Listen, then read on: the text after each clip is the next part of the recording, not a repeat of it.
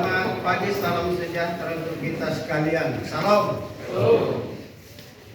Yang saya hormati jajaran Forum Koordinasi Pimpinan Daerah Kabupaten Mamasa di sini hadir. Ada Pak Wakil Bupati, ada Pak Sekda, mewakili Pak Kajari, Pak Dandim, ada mewakili Pak Kapolres. Yang saya hormati pimpinan organisasi perangkat daerah lingkup pemerintah Kabupaten Mamasa, para pejabat eselon 2, 3, rohaniawan, para undangan serta hadirin yang saya hormati,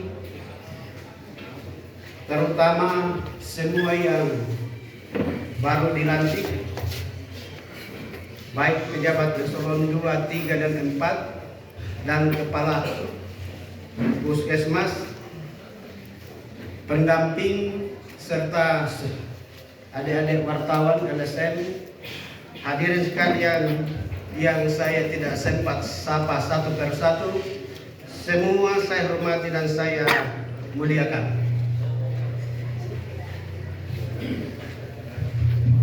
Pada kesempatan yang berbahagia ini dan insya Allah penuh berkah, saya mengajak Bapak, Ibu, dan hadirin untuk memanjatkan puji dan syukur kehadiran Allah Subhanahu wa Ta'ala, Tuhan yang Maha Kuasa, atas nikmat dan sehat dan kesempatan untuk melanjutkan ibadah dan pengabdian kita kepada masyarakat, bangsa, dan negara. Sungguh berbahagia pada hari ini, Kamis tanggal 14 September 2023.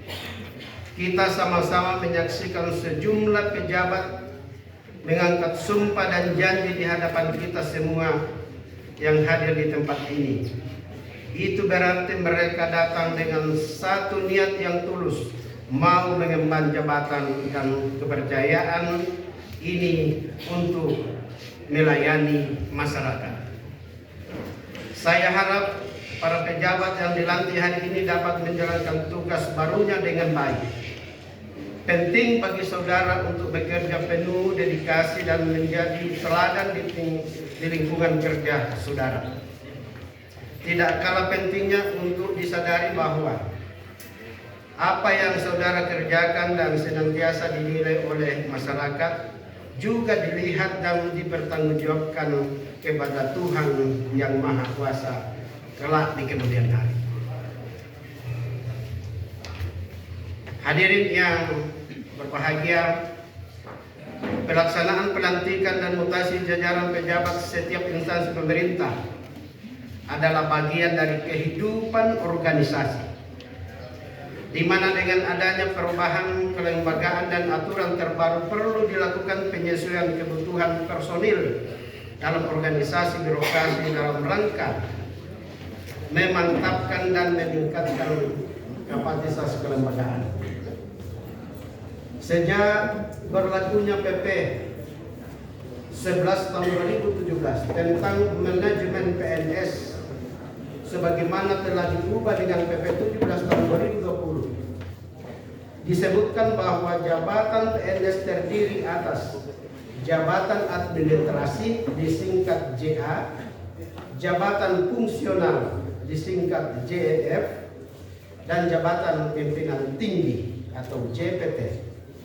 Sehingga sejak berlakunya PP nomor 11 ini, sebutan untuk pejabat eselon 3A atau 3B itu berlebur menjadi pejabat administrator. Jadi kalau ada yang sudah eselon 3 turun menjadi eselon 3B, itu tidak turun, memang aturan sudah demikian dan berhak untuk ikut lelang ke jenjang di atasnya, yaitu eselon 2. Beda dulu, ini PP 17 dan PP 11 itu sudah mengamanatkan demikian. Jadi jangan ada yang merasa bahwa saya turun, sudah sama dalam satu kolom namanya pejabat administrator. Pejabat eselon 4 disebut sebagai pejabat pengawas dan untuk staf disebut pelaksana. Lebih lanjut lagi, pengambilan sumpah jabatan pelantikan hari ini untuk menindaklanjuti hasil evaluasi kinerja dan seleksi terbuka jabatan tinggi pratama yang telah diikuti oleh beberapa pejabat administrator pada bulan Agustus yang lalu, di mana seluruh proses dan tahapan telah dilakukan sesuai dengan prosedur, telah mendapatkan persetujuan dari Komisioner Aparatur Sipil Negara atau disingkat KASN. Jadi kita usulkan, digodok oleh di LAN, baru diteliti lagi di KSN, itulah hasilnya yang turun, yang 3 besar. Saya objektif semua yang paling atas, ranking 1 saya tidak ubah-ubah, semua itu yang saya lakukan.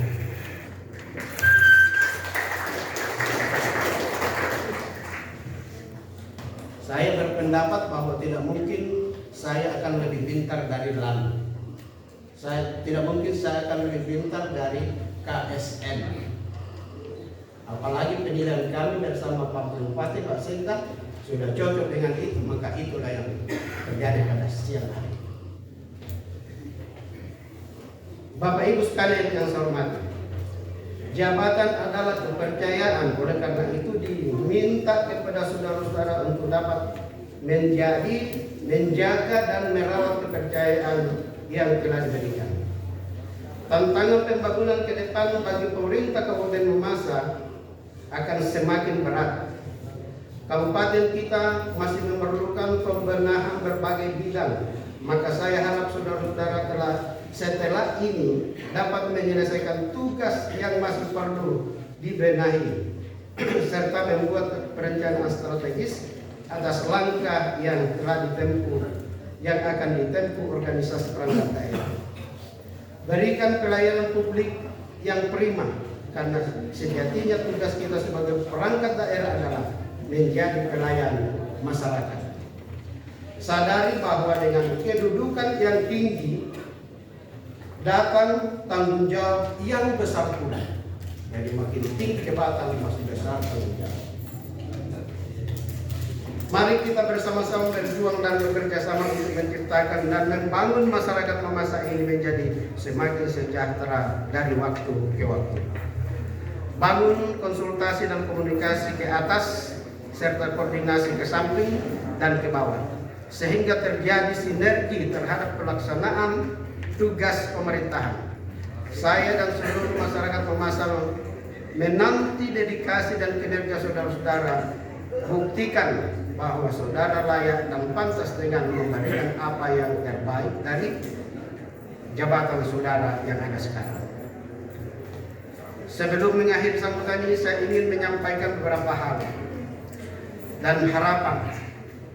Pertama, senantiasa menjaga dan mempertahankan integritas, loyalitas, disiplin dan komitmen terhadap tugas dan tanggung jawab yang kalian emban. Yang kedua, terus berupaya meningkatkan kompetensi dan mempunyai wawasan jauh ke depan, mampu melakukan terobosan positif melalui pemikiran yang kreatif, inovatif, dan sistemik untuk kepentingan organisasi. Jangan bosan-bosan untuk terus belajar untuk menambah ilmu pengetahuan dan wawasan. Yang ketiga, pelajarilah seluruh aturan yang merupakan dasar pelaksanaan tugas saudara, mulai peraturan bupati, peraturan daerah, dan peraturan yang lebih tinggi sampai kepada undang-undang, supaya saudara punya wibawa dan bisa profesional. Yang keempat, dalam melaksanakan pekerjaan saudara harus menerapkan kerja yang produktif, efektif, efisien, mampu menghadirkan peningkatan kinerja, serta harus adaptif dengan pemanfaatan teknologi. Hadirin yang saya hormati, ucapan terima kasih sampaikan kepada rohaniawan, terutama Forkopimda yang hadir pada saat ini, termasuk para saksi yang ikut mendukung kelancaran kegiatan pengambilan sumpah jabatan dan pelantikan ini.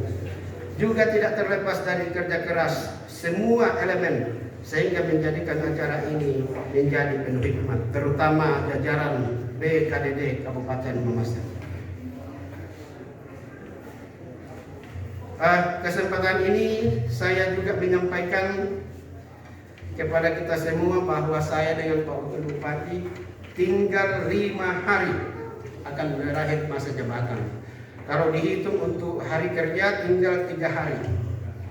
Jadi kalau ada hal-hal yang masih perlu untuk dibenahi dalam perbaikan termasuk pelantikan ini untuk penyesuaian masih ada waktu.